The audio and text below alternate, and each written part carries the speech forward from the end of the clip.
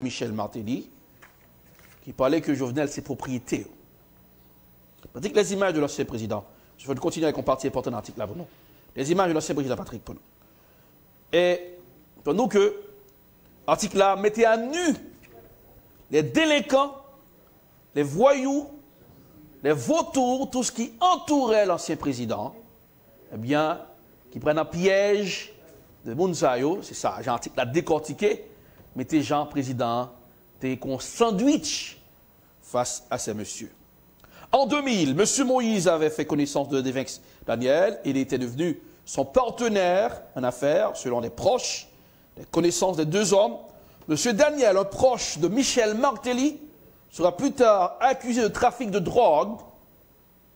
M. Moïse a travaillé avec M. Daniel dans l'une des sociétés Mariella Food Products, une fabrique de biscuits figurant une écolière en queue de cheval sur son emballage.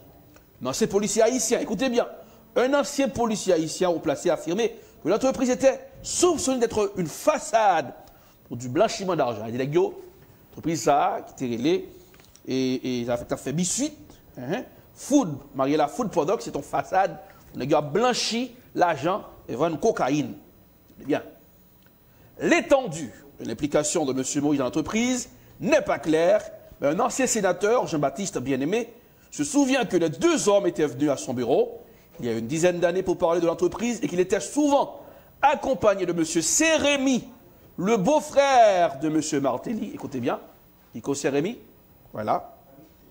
Ils étaient toujours ensemble, des poissons pressés dans le bouillon, assure M. Bien-Aimé. Usant d'un dicton local qui décrit des relations étroites. M. Sérémy a publiquement avoué avoir vendu de la drogue dans le passé. Écoutez bien, M. Sérémy, Kiko Sérémy, a avoué avoir vendu de la drogue dans le passé, mais soutient que toutes ces activités sont désormais légitimes. Les autorités policières haïtiennes et d'anciens policiers de la DEA, ok, qui ont récemment travaillé en Haïti, affirment qu'il est toujours considéré comme étant l'un des puissants trafiquants de drogue du pays. C'est Kiko Sérémy, d'après des officiers de la DEA. Toujours l'article du New York Times. Jacques Jean-Kinam, un cousin de M. Moïse, explique que lui et M. Moïse avaient travaillé avec M. Sérémy dans l'industrie de l'anguille. Monsieur qui contrôle ça, hein, il est riche dans en Haïti. Sous la présidence de son beau-frère, M. Sérémy, exerçait une énorme influence. Il exigeait souvent que les meilleurs permis et contrats lui soient attribués, notamment des permis d'exportation d'anguilles sur les responsables du gouvernement de Michel Martelly.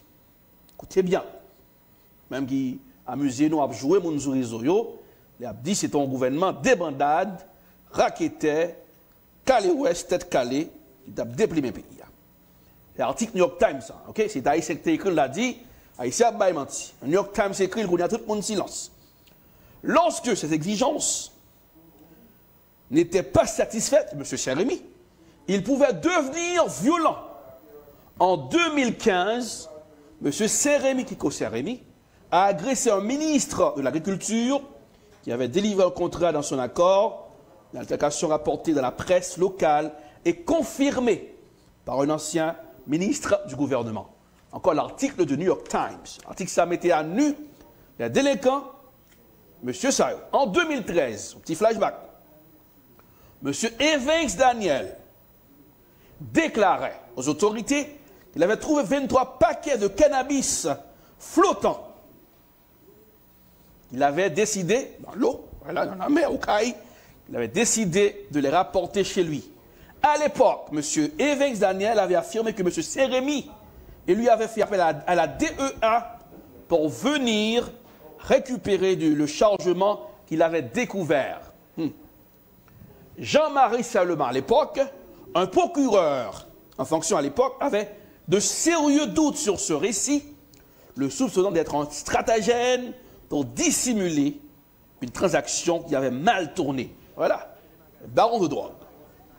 Après que les habitants étaient tombés sur la cachette, il avait fait arrêter M. Daniel pour trafic de drogue mais dit que le ministre de la Justice, de M. Martelly, était personnellement intervenu. Écoutez bien, le ministre de la Justice à l'époque a intervenu pour ordonner sa remise en liberté pour trafic de drogue. Ça veut donc que le pays est livré aux bandits